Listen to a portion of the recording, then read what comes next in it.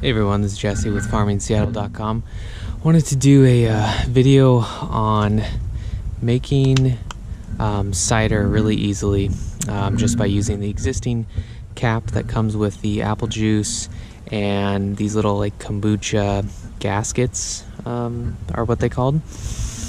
You can see here, like, these are like $8, $9 on Amazon. I'll link to this product. But it's just an easier way to get the airlock onto these before I cut a big hole in the middle and put a rubber stopper. But these kind of have like a lip that'll attach to the cap a lot better. So with that, I have a drill here with a 15-30 seconds bit. So normally the airlocks, these are 3/8 at the bottom. So you need something a little bigger. So 15-30 seconds is what you need. So I'm gonna go ahead and try and drill this and see how well it works. Just right in the middle. Let's try to do this one-handed.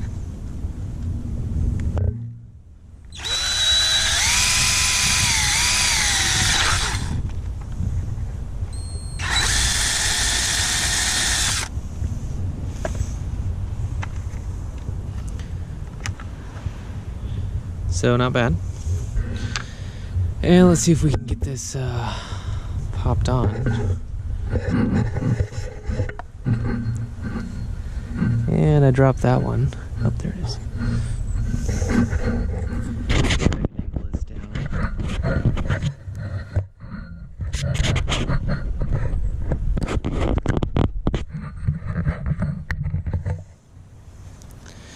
So let's see if this is a good size. And you can kind of just bring it in there. That works pretty good, actually. A lot more sealed than the other way. So with that, all you need then is an airlock like this. You can get a 2-pack on Amazon for like $6. And it should be able to just screw on a little bit. I'm putting a little pressure on the back side. Perfect. Okay, so that was easy. So there we go. That's what it's going to look like on top of it. The apple juice itself, you can get this 2-pack from Costco. It's treetop, 100% apple juice. If you do get apple juice, you just want to make sure that there's not a lot of chemicals in the ingredients, because it can kill the yeast. And the yeast I'm using today is this champagne yeast. It's the Lavin EC1118. I've also used like a, I think it's a Red Star. It's in a yellow packet. I'll link that product as well in the notes. But you can do half a packet in a full container. Some people will drain out some of the juice, but I found that it's really not necessary.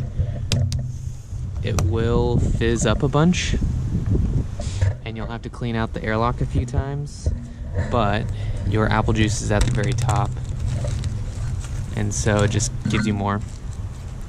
So I have half a packet here, and the yeast is, they're like little balls, kinda.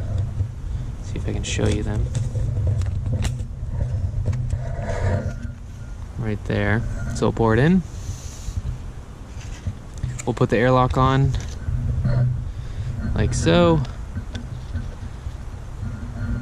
And also I'm gonna put the, if you look on these airlocks, there is a water level, and I'm gonna put it on there. These are going to, like I said, there's gonna be foam that's going up here because I didn't empty any apple juice out. So this is going to get clogged with foam every day, maybe a couple times a day. You'll just take off the whole cap, wash it out, and you'll be good to go. So with that, let's see here, you wait about, but when this starts bubbling, you want to wait till it's almost done bubbling. The more bubbling it's doing, it still has a lot of sugar in there. So if there's barely any bubbles, then you know that there's barely any sugar. So I'm gonna wait about a week or so for this particular yeast. It takes about that long. And then once I notice that the apple juice has gone from cloudy back to clear, that gives me an idea that it's almost ready. You can always try a little bit. And then I'm going to replace that cap with just the cap I took off, and I'm going to cap it, and I'm going to put it in the fridge for at least a week. And at that point it's going to kind of carbonate and be ready to drink straight from this bottle. Or you could pour it into another bottle. I found when you do that, it kind of gets rid of the carbonation in the drink. But if you keep it in here and you just pour from it, you'll get yeast at the bottom, but only like the couple last glasses will be full of yeast, I guess, which is good for you anyways. So that's the simple process of making cider with these new kombucha gaskets. Thanks for watching.